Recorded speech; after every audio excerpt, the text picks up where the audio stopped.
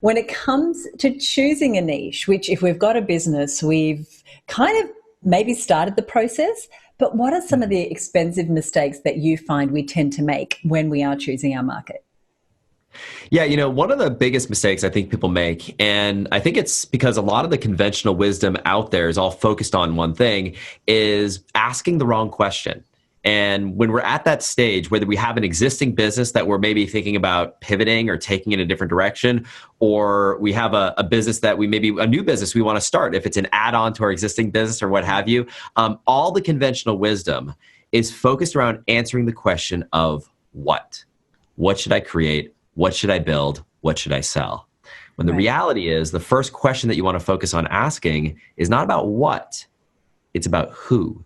Who are you going to serve? And, in my first book, Ask, I serve hundreds of thousands of entrepreneurs and aspiring entrepreneurs. And what I discovered in that process is, when you write a book like that, Suzi, what's cool is you get a bunch of letters and emails and Facebook messages from people who say, "Oh, I love the book. It was so impactful." But you also get letters and Facebook messages and emails from people who say, "I read your entire book. I followed the entire process and it didn't work. What did I do wrong?" And when I got those letters, it really frustrated me. It pained me because I put my heart and soul into that first book, and I wanted to know what was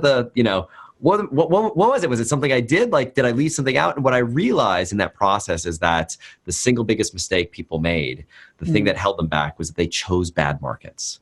It wasn't that they weren't working hard. It wasn't that they didn't have the right process. It wasn't that they didn't have the right strategy. All of that was fine, except for one critical thing. They made that big mistake, the single biggest mistake before starting your business, choosing a bad market. So that's where it all starts. And when it comes to choosing a right market, a market that does have promise, there are 7 factors that we identified, and there are 7 tests that I take people through the book, each of which represents one of the potential mistakes you can make when it comes to choosing a market that's going to serve you.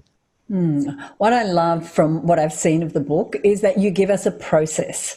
And like you said, there are 7 elements that you walk us through, which means we can get there in the end.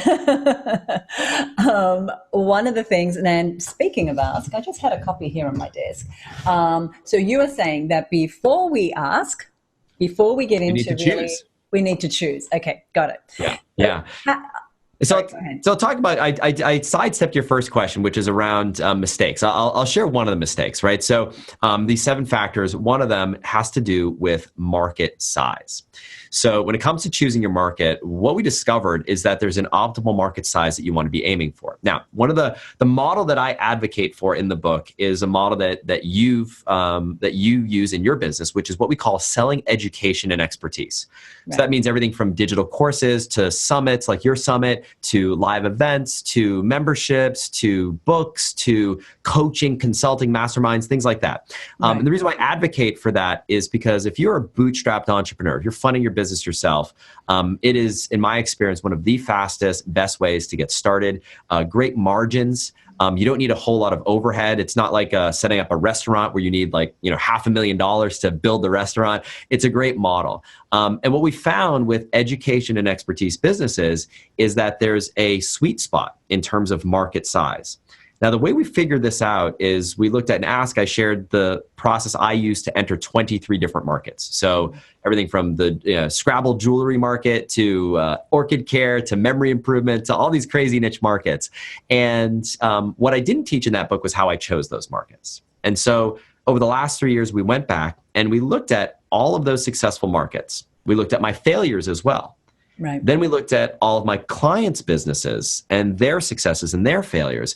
And what we analyzed, Suzi, was the keyword search volume in each of those markets. So we looked at what's the keyword search volume in each of these markets. And what we found, and this was crazy, was that every single one of the successful markets all fit within a very narrow keyword band.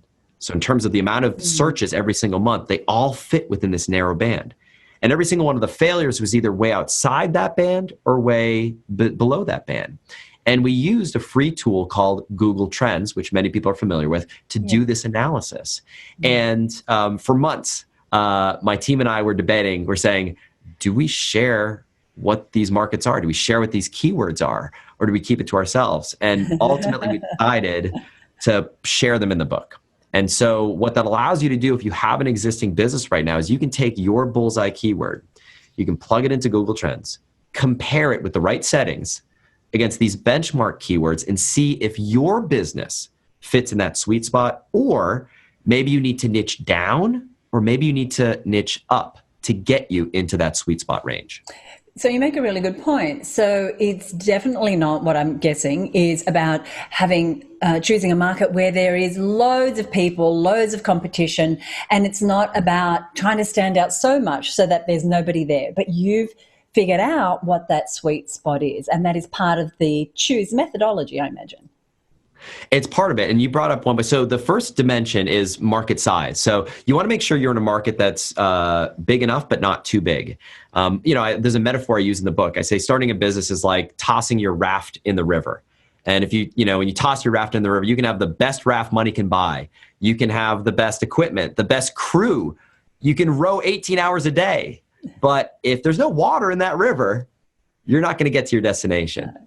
Or if you toss your raft in a river that is just a whitewater rapid, you're going to get swallowed up whole. So you got to be in the river that's just right.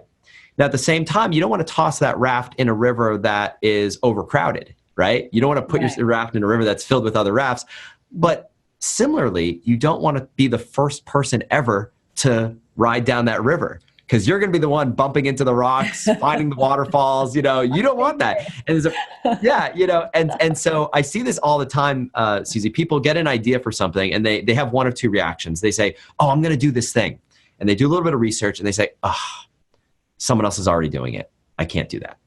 Or they make another mistake, which is they say, oh, it's you and Peter saying, all right, we're going to do this thing, go online. And they say, nobody's doing it. And they're like, we're going to be rich. This is going to be great. Both of those are equally problematic. So there's a phrase my mentor taught me, and I shared it in the book. And he said, Ryan, pioneers get shot, settlers get rich. And what he meant by that is you don't want to be the first to market, right? If you look at Google, Facebook, Apple, the most iconic companies of our generation, none of them were the first to market. Google was not the first search engine.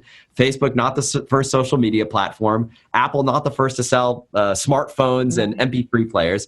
They all found a market. And here's the key. This is the writer downer.